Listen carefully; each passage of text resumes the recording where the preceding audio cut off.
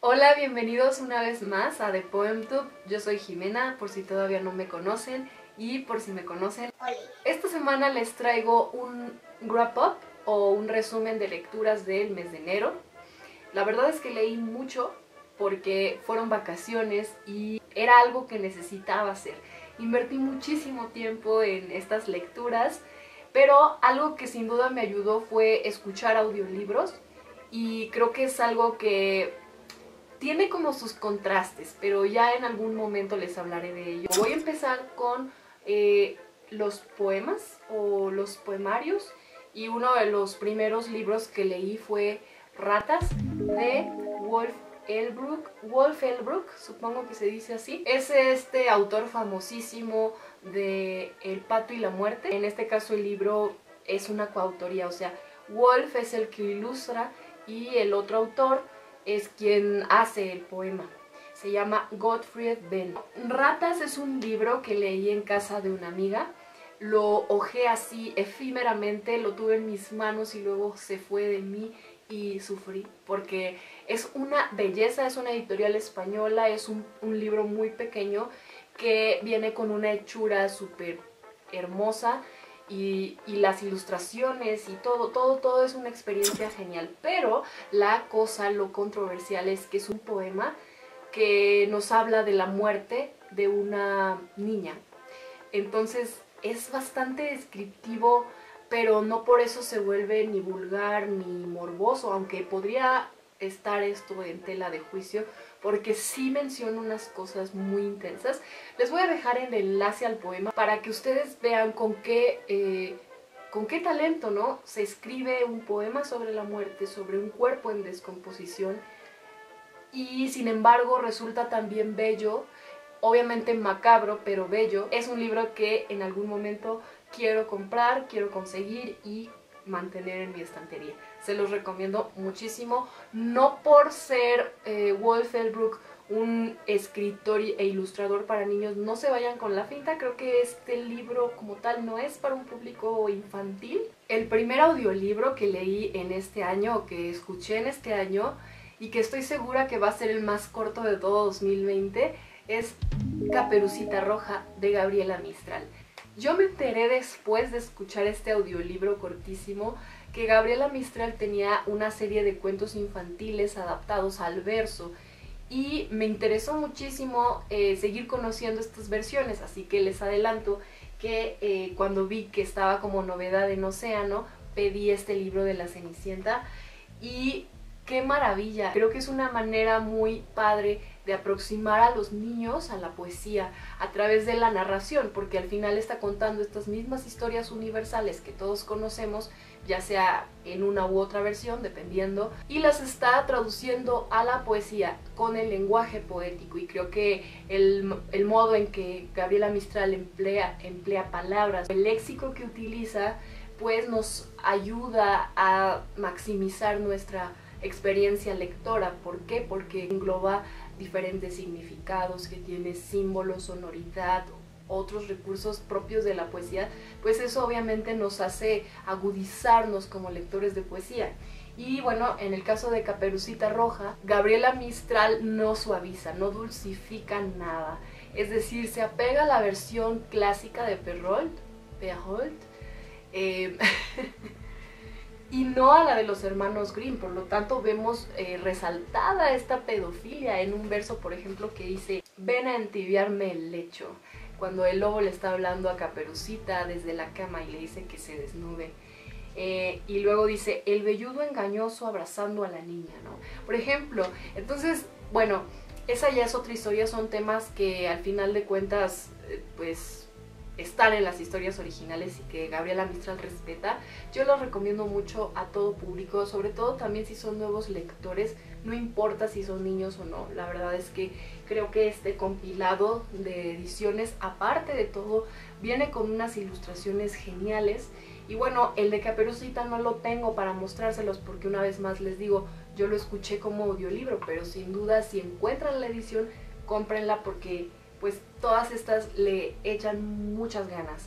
muchas ganas. Y han ganado premios, de hecho, son de Editorial La Manuta, una editorial chilena. Próximamente, ya estoy trabajando en eso, les traeré un video especial de poesía para niños que les voy a recomendar al 100%, así que espérenlo próximamente. Esos fueron los libros de poesía. Ahora que estoy viendo, fueron poquitos libros de poesía los que leí en enero. Ahora vamos con los ensayos que leí en enero. Les quiero hablar un poquito nada más de The Game de Alessandro Barico, porque pues ya tienen una reseña completa. Si quieren saber más, pues les recomiendo que vayan al video. Pero por ahora les puedo decir que me tardé mucho leyendo este libro. Lo leí durante meses por toda la cantidad de información que maneja, que sí se hace pesada, ojo, no por el modo de tratar la información, no por el léxico que emplea Barico, no, sino pues porque son datos y datos y datos y datos, y al final pues hay que registrarlos, si no pues ¿para qué? Y es un ensayo que nos habla sobre la revolución digital, a grandes rasgos, todo el surgimiento de la web, de las páginas web o del internet tal como lo concebimos hoy en día, pero en su versión más prehistórica hasta nuestros tiempos. Es interesante porque nos muestra cómo ha cambiado, cómo ha evolucionado todo respecto a la inteligencia artificial, el uso de la tecnología y de cómo nos ha modificado como seres humanos. Y aparte acompaña este ensayo con varios mapas, y creo que es en ese sentido efectivo porque te ilustra literalmente cómo van surgiendo esas pequeñas burbujitas en un escenario tan amplio, ¿no? En una cadena montañosa tan grande. Mis conclusiones no son tan positivas porque no es un libro que profundice en cada uno de estos aspectos, más bien te despliega información, no te da tampoco mucha reflexión. Alessandro Barico prefiere transferirte a ti como lector toda la reflexión que tú quieras o puedas sacar, porque él no se evidencia mucho, que digamos, sino hasta el final del libro, y eso me resulta un poco incómodo porque yo sé que Alessandro tiene la capacidad, pero por alguna u otra razón prefiere reservarse algunas opiniones y prefiere quedarse al margen también, lo cual vuelve este libro no un libro especializado en cuanto a estudios culturales, como lo digo en la reseña, sino un ensayo más divulgativo, apto quizá más para un público que apenas está entendiendo toda la tecnología, que tal vez no lo utiliza, que no se mueve en el game, como él lo dice. Pero también es interesante tanto para los nacidos digitales, los millennials o los migrantes digitales, es decir, para todo público. Y esto es un poco ambicioso, pero pues bueno, ahí está. Y en conclusión es un ensayo superficial, pero útil. El siguiente ensayo que escuché también en Storytel como audiolibro fue En un principio era el cuerpo, de Femen, que muchos seguro ubicarán porque es un colectivo feminista ucraniano que se ha extendido a muchas partes del mundo, pero que principalmente se componía de 4 mujeres. Si ustedes también se están educando en el feminismo como yo, les recomiendo mucho que se acerquen a este tomo porque es una manera de contextualizarnos, de entender, de empatizar con este colectivo y su movimiento. Y para poder verlas más allá de lo típico que se dice, es una manera de quitarse los prejuicios. Yo afortunadamente no los tenía, pero si bien no sabía cuál era el objetivo de luchar por tus derechos de la manera en que ellas lo hacen, en este caso desnudas y con el cuerpo pintado. Este es el dato que más sobresale lamentablemente, porque ellas a lo largo de su proceso se dieron cuenta de que vestidas no conseguían las cosas que necesitaban conseguir, no conseguían la atención que necesitaban para poder hacer cambios, ¿no? Y exigir cosas al gobierno o al clérigo o en general. Entonces es muy interesante profundizar en sus porqués, conocer su opinión y saber que es más que un grupo de mujeres que se desnudan y se pintan el cuerpo y andan por las calles corriendo y gritando, ¿no? Como muchos creen que es. Y también para entender, aunque no sea el contexto latinoamericano, pues lo que está sucediendo en otros lugares y por qué es tan importante y cómo es que ha logrado extenderse a otras partes en otros países, porque finalmente también dentro de las luchas por las que ellas pelean o por las que ellas se manifiestan, también son luchas que compartimos en otros países y no son luchas que estén tampoco tan al margen de lo que pasa en México. Ok, el siguiente libro que escuché, librazazazazo.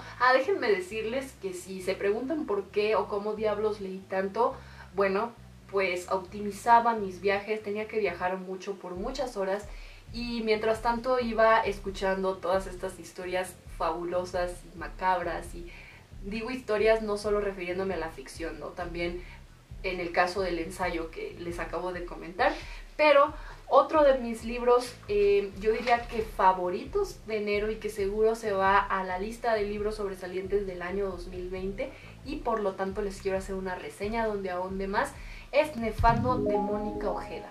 Bueno, Nefando es una historia que involucra a 6 personajes que están en 6 habitaciones diferentes.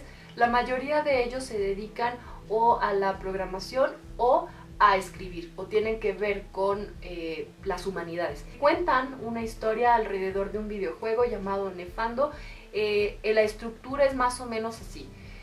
Son testimonios de entrevistas que les está haciendo la autoridad para investigar un poco más acerca de este videojuego que está inserto en la Deep Web y por lo tanto involucra también cosas muy peliagudas, pornografía infantil como pedofilia y otras cosas horrores. Esta novela, además de decirse con un lenguaje pues muy bien cuidado, para mi gusto es muy bien redactado, algunos dicen que es pedante, estuve leyendo reseñas en Goodreads, pero yo creo que no, por una sola razón. Me parece que está bien porque la novela es metatextual y por una parte involucra 3 niveles de narración, por así decirlo, o de metatexto. Con esto me refiero a que dentro de la novela hay otra novela y dentro de esa otra novela hay otra novela, entonces constantemente está hablando sobre la escritura y es también como una especie de poética, es una manera de volcar pues a través de diferentes personajes un poco de lo que yo entiendo como la concepción de la escritura por parte de la misma autora. ¿Por qué lo entiendo así? Pues porque todo eso que está diciendo, como que todos esos postulados o todas esas opiniones respecto a la escritura y lo que debe ser la escritura están reflejadas a través de esta misma novela que es Nefando. Otra cosa que me encanta es que a pesar de sus temas tan fuertes, funciona para narrar los horrores humanos. ¿Qué temas trata esta novela? Pues desde la sexualidad en sus distintas manifestaciones, desde lo más horripilante y tétrico, la ultraviolencia, el internet, ¿no? El uso de la web, los hackers. Hay debates sociales implícitos y algo que me llama mucho la atención es que no es al principio ni a la mitad, cuando comienzan a hablar ya en forma de Nefando. Toda esa primera gran introducción es tan solo para que tú como lector también te hagas expectativas de qué demonios es Nefando y por qué es tan importante y por qué estos personajes que están involucrados en el videojuego son buscados y por qué son cuestionados al respecto. Cuando llegas a la parte en que ya habla de Nefando como tal, pues te das cuenta que no es lo más importante de la historia, pero también tiene su mérito. Creo que se acerca a la ficción bizarra y hay algunas partes del videojuego, de esta creación de mundo que a mí me encantaron, me cautivaron. Siempre hay un ambiente de extrañeza, siempre te produce una incomodidad al estar leyendo que no sabes cómo manejar, y hay una parte donde hay una habitación a oscuras donde hay una mujer, o lo que parece ser una mujer dormida en una cama. No reacciona, no sabes qué hacer como jugador, no sabes si dar clic, si moverla, no sabes nada. Tú tienes que descubrirlo. Y hay una parte en donde el vello púbico le está creciendo y crece a tal grado que de pronto la habitación se llena. Es como una enredadera, una cosa así que aparte ves cómo va creciendo, ¿no? Entonces es muy extraña la manera en que se cuenta, las imágenes que crea y la rareza, ¿no?, de estas mismas situaciones. Entonces, pues no sé si es un libro que recomendaría a todo público. Yo creo, por ejemplo, que a 313 le gustaría. 313, si estás viendo este video, pues a ver si te animas, porque me gustaría saber tu opinión, que a veces es un tanto impredecible y sorprendente. En fin, si les gustan las cosas raritas, las cosas pues fuertes, sí, tal vez esta novela sea para ustedes. El siguiente audiolibro que escuché fue uno muy breve de Mariana Enríquez y no sé qué pasa con esta autora, pero no logró hacer clic. Tal vez es porque no le he leído suficiente, he leído como puros cuentos sueltos. Y esta es una novela que parece ser una extensión de uno de los cuentos que viene, si no me equivoco, en Los peligros de fumar en la cama. Bueno, corríjanme si no. Y se trata de Mechi, una joven que trabaja en un centro para la investigación de gente perdida, creo que son niños específicamente. Y bueno, pues justo lo que dice en la trama, justo es lo que pasa y creo que la trama en este caso revela demasiado. Yo no sé si decírselas como tal, pero tiene que ver con los niños perdidos y un misterio que rodea la ciudad de Buenos Aires cuando estos niños de pronto aparecen. No voy a decir más porque creo que hasta ahí debería ir la trama. ¿Por qué lo digo? Para mí no son tan importantes los spoilers, es decir, a mí no me molesta que me revelen el final de una historia o datos importantes. ¿Por qué? Porque creo que hay más cosas que son valiosas en una historia y una de ellas es el modo en que se cuenta, es el estilo, la manera de abordar los temas tan universales, pero para mí la manera debe ser particular, ¿no? Tiene que tener algo particular para que pueda gustarme. Y en el caso de Mariana Enríquez creo que esta novela está contada muy flat, es como, ok, no me estás diciendo las cosas tan envolventemente, no veo en la prosa gran construcción, es como cualquier otra historia contada por cualquier persona. Y esto me decepcionó porque la verdad es que la trama sonaba muy interesante. Sobre todo me gusta de esta novela, eso sí voy a resaltar, pues el nivel de extrañeza al que te invita a entrar. Y ya, o sea, ni la resolución de los misterios, porque creo que no hay tal cosa, o no del todo, ni la manera de contarse, ni la historia. Si lo vemos de este modo, ni siquiera la historia es original. Pero bueno, yo no me fijo tanto en la originalidad porque creo que aunque todo ya está dicho, siempre hay maneras de contarlo. Y creo que esto reside precisamente en el estilo. Y en este caso no lo logró. Entonces, no sé, si ustedes ya la leyeron, cuéntenme qué les parece o díganme si son fans de Mariana Enríquez, ¿qué debería leer de ella? ¿Con qué debería empezar? Considérenme nueva lectora, yo me declaro lectora amateur de Mariana Enríquez y bueno, pues a ver si funciona. Pasando a otro tono totalmente, también un audiolibro, sí, casi todo lo que escuché fueron audiolibros. Se trata del libro 24 señales para descubrir un alien de Juliana Muñoz Toro. Cuando vi que estaba este libro en Storytel me emocioné mucho porque resulta que es otro libro, otro de los libros que hay en el catálogo de Tragaluz. Y no solo está este, sino otra serie de libros infantiles. Es un libro ameno, sobre todo por la narración, que es un niño y le echa muchas ganas y de verdad terminas amándolo y enterneciéndote también por la manera tan profesional en que te dice todo, ¿no? Es precisamente una historia narrada en primera persona desde la voz de un niño que se llama Benjamín, que a través de 24 capítulos, cada capítulo es una de las señales, analiza o cuestiona el comportamiento de su padre, un ser extraño para él, un ser lleno de contradicciones, lleno de actitudes pues poco ejemplares, podríamos decir. En este libro creo que lo que más se resalta en cuanto al tema es esta manera de aproximarse a un mundo que puede parecer ajeno, que es el mundo de los padres. Hablo obviamente desde la perspectiva de un niño que trata de cuestionarse, que trata de dar respuesta a estos fenómenos que no entiende. Lo recomiendo porque al final de cuentas hay temas que están implícitos como la violencia familiar, como los roles de género, como el machismo. Algo que también me gusta es que al final no se resuelven todos los misterios, por así decirlo. Te deja que tú le des tu propia versión a estas incógnitas y por lo tanto no resulta un libro sobreexplicado, tampoco te quiere dar toda la información digerida. Creo que es disfrutable tanto para un niño como para un adulto, porque al final de cuentas toma otras dimensiones. Cuando eres adulto también creo que lo lees como que entre líneas, todavía lo lees más entre líneas, y pues te enterneces por algunas situaciones que sabes que el niño no está advirtiendo, pero que tú sabes que están sucediendo, y pues te afliges por lo tanto. Es un libro que me gustaría tener por sus ilustraciones, y que es algo obviamente que se pierde en el audiolibro, pero es un libro interesante. Yo le di una calificación de 3 estrellas en Goodreads.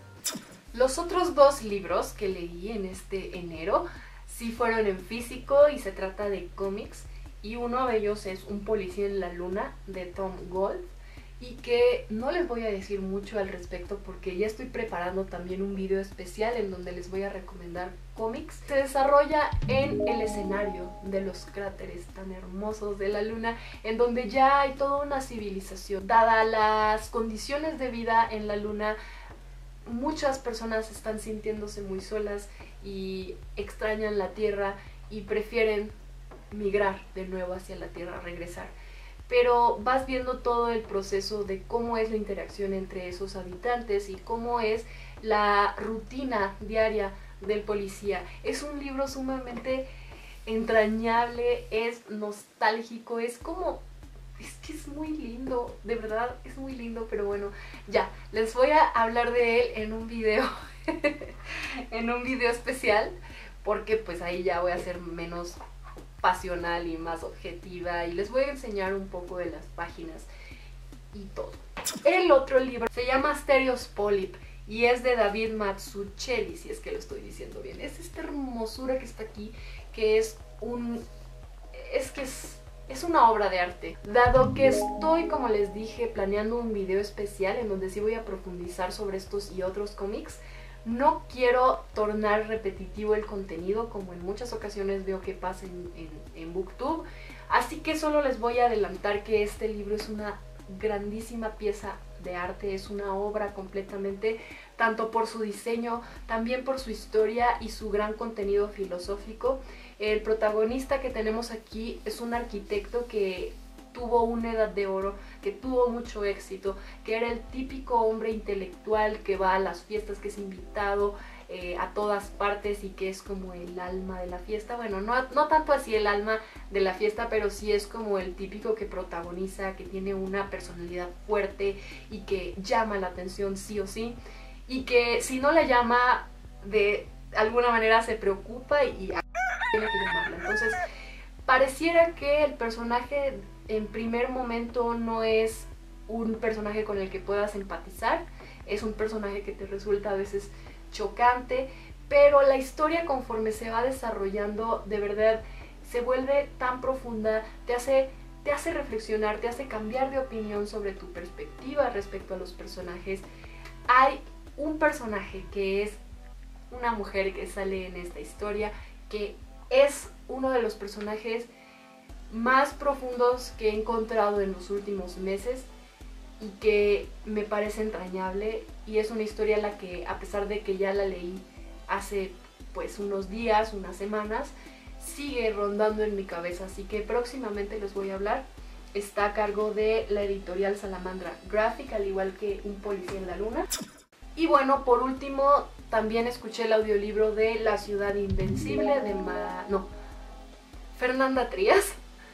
Y yo con Fernanda Trías también tengo un bloqueo, no sé qué sea, pero yo leí La azotea hace tiempo, lo tengo en físico, y no es un tipo de narrativa que me encante porque tampoco tiene un estilo muy construido. Es una narrativa pues muy normal, muy promedio, que cuando no se acompaña de una buena historia o de una historia lo suficientemente interesante, pues resulta prescindible. El personaje principal, que es una mujer, es un personaje de algún modo extranjero en el medio en donde se desenvuelve. Ella va de un lugar a otro, se muda, se enfrenta con un montón de vicisitudes y tiene como una historia obviamente cargando detrás, una historia pues que al parecer en un entorno nuevo va purificándose, se va depurando, ¿no?, de ese pasado, pues no diría que oscuro, es simplemente algo que yo creo que todos hemos vivido, es una ruptura. No diré si es una ruptura amorosa o si es una ruptura por una cuestión de muerte o familiar o lo que sea. O sea, si la quieren leer, pues léanla, pero están advertidos. No se van a encontrar una prosa interesante, no se van a encontrar tampoco una historia sobresaliente, sino más bien como un universo personal desplegado a partir de ese personaje principal que se desarrolla o se va involucrando con gente, con amigos, con lugares. Es que la historia fue ni fu ni fa. Solo sé que tiene que ver con lo que ha vivido la autora, pero se me hace como, la verdad, un drama de primer mundo. Problemas de gente blanca, o sea, como que el sufrimiento que despliega aquí no es algo que yo también sufra, en el sentido de que al leerlo yo no empatizo con ese sufrimiento, me parece muy superficial. Son problemas comunes, son problemas de segundo plano, que al menos yo como lectora digo, por Dios, o sea, ¿en serio estás sufriendo por esto? No manches.